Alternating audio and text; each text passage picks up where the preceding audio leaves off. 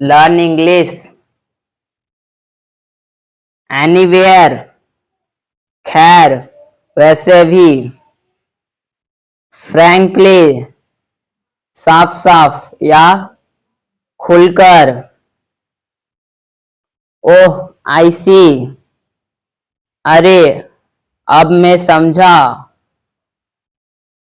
By the way वैसे या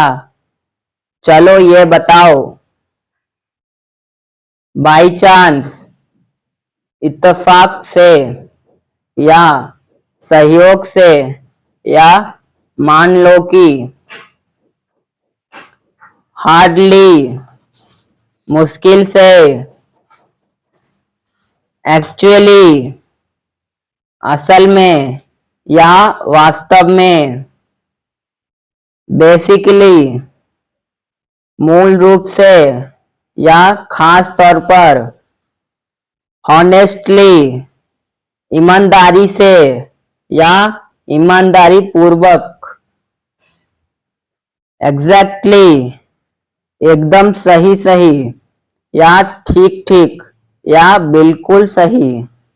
follow, like and subscribe.